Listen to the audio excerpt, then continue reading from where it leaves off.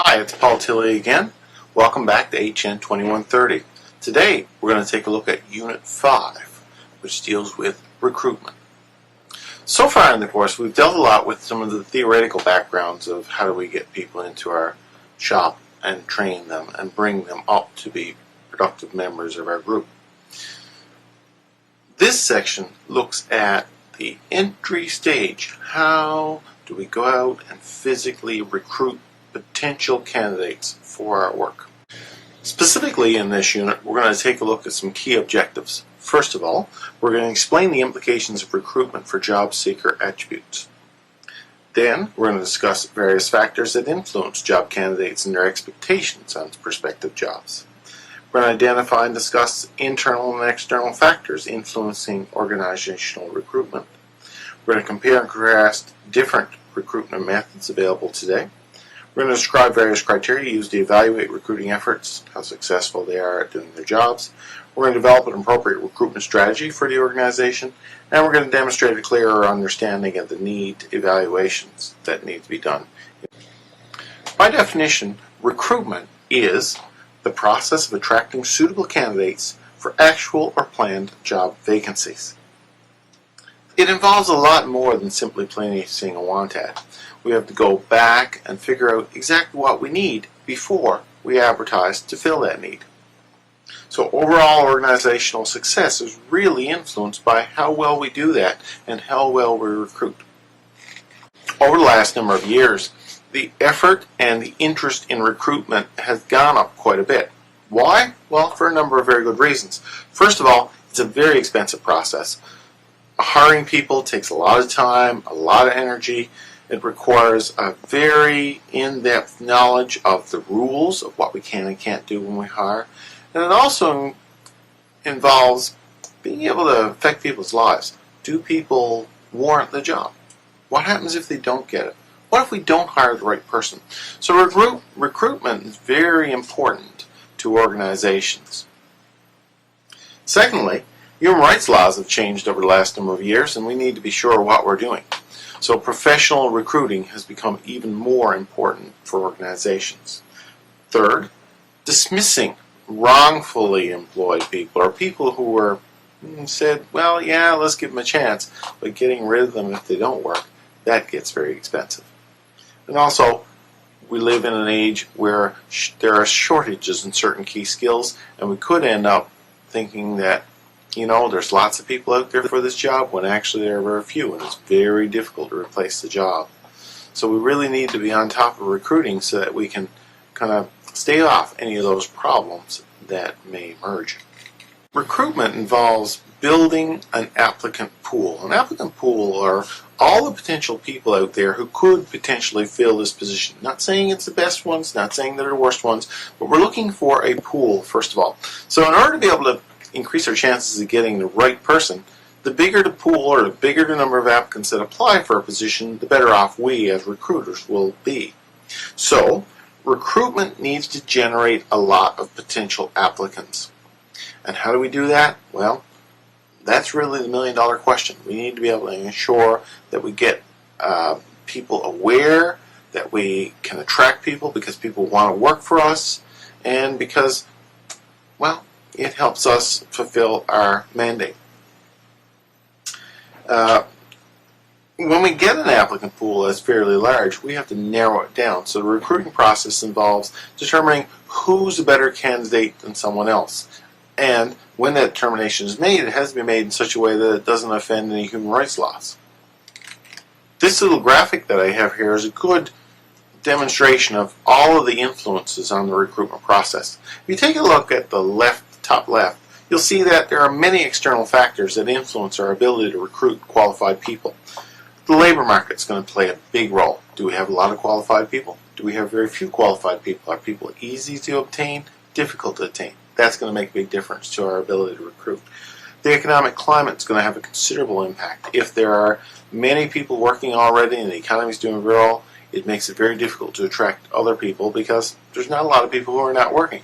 So again, the economy is going to have a big impact. Sometimes downturns are great for businesses because a downturn means there's a larger available pool of people to recruit from. this increases their ability to do a good job at what they plan to do. Laws and regulations come into play too. Human rights legislation, equal rights legislation, labor legislation. All of these pieces of legislation affect who we hire, how we hire them, what we do in terms of once they're hired, how we handle them. All of these things impact organizations, and as a result, it can have negative consequences or positive consequences on an organization. It's very important that our recruiters and the people in the human resource department are familiar with the rules and make sure that they take all steps possible not to run afoul of them. And finally, we have competition. If there are many competitors out there who are paying higher salaries or more lucrative benefits packages, that's certainly going to reduce the size of people who want to work for us. So a competitive market where there's lots of opportunities but very few employees means that wages are going to go up, people are going to be harder to get. The opposite case is true when there are very few opportunities and lots of people looking for jobs. In that case, the employer has the advantage when doing the recruiting because the pool is fairly large. We also have some internal factors that come into play. If we look at internal factors, we look at what's the business's mission. What do they do? Do they need people to do that? Do they need qualified people to do that? What particular types of qualifications do they need? We have to look at the organization values. What do the organization value? Does it value a certain type of individual or another type of individual? Strategic goals. What are the goals of the business? Do the goals match up with the need for a number of people? Do we need more people? Less people? And we're looking at the various strengths and weaknesses of an organization. An organization who has weaknesses, for example, and that they don't have certain skilled people in a particular subject area, that could certainly benefit potential candidates. If, for example, they need a better handle on their accounting purposes, and a lot of accountants want to apply, that means that the opportunities for those accountants is that much better. These external and internal factors scale down to impact the organization. And when we look at the organization in an organizational analysis, we should pick up on some of the challenges and opportunities that a business would have. So we need to be able to think about how those challenges and opportunities affect us and affect our bottom line. The job analysis comes of the organizational analysis, and there we're going to have to figure out what exactly do we need, what type of person, what type of skills, what type of environment would that person work in. All of these sorts of things will be determined with the job analysis. The job analysis will be used in terms of determining the type of person we need in order to fulfill the job, the recruitment roles. From the applicant's point of view, we might want to ask, what is it that applicants value? What do they want? So, looking at an organization, the organization has to provide the potential applicant something they want. Let's say, for example, many years ago, the government jobs were very interesting to people because it provided a lot of job security, very few layoffs from government. The last 30 years, we've seen a whole change there. Is government as stable as it was? No. Are the jobs in government as stable as it was? No. So as a result, people don't necessarily see government as a lifelong job anymore, and as a result, that's changed some of the recruiting needs of government. People's interests in jobs, too, often have to match up with the company. Apple's done very well over the last number of years of attracting highly skilled individuals. Why? Because they have a very loose, youth-focused climate at their work. No dress code, for example. No real solid hours. The hours they have flexibility in their hours.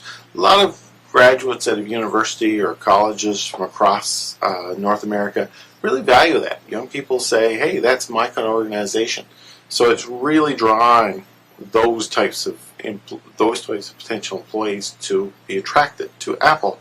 Other companies who are considered as yesterday's companies, like a General Motors or the the car industry, those industries are considered as twilight industries. You know, they've been in periods of decline over the last number of years. You don't see a lot of people flocking to those businesses anymore. Either they're not as sexy or they don't offer the same types of job perks that young people want today, which could be considered as unfortunate because I'm sure that a lot of those jobs could be quite good. But again, a lot of people may look at those jobs today and say, that's not the sort of thing I want to do. I want to work for an Appley type company. It all really comes down to motivation. What is it that motivates someone to apply for a job at some place? What is it that demotivates them to not apply someplace? So one of the things that we're looking at in this unit and in this chapter that you're dealing with are some theories on motivation that help understand why people will make the decision they make in terms of either applying or not applying for a job. The first ones that are looked at are something called content theories, and these content theories focus on the actual reasons why people will or won't do things. The first and probably most famous one is Maslow's Hierarchy of Needs. If you look at the slide here, this triangle pyramid type explanation certainly works well for Maslow. At the base, we have our basic needs: food, water. These are all fundamental human needs. What Maslow said is, if we don't have those fundamental human needs taken care of, it's very difficult to worry about higher level needs. And as we look at the diagram, you'll see there's 5 levels of needs. There starts off with our basic needs, our physiological needs, moves up to talk about our safety. We're concerned about our safety once our physiological ones are taken care of. And then, once safety is taken care of, we're more interested in love and belonging. Once love and belonging are taken care of, we're more interested in esteem or being better than everyone else, or at least as good as everyone else. And then finally, we've got this self-actualization stage where all our needs are taken care of.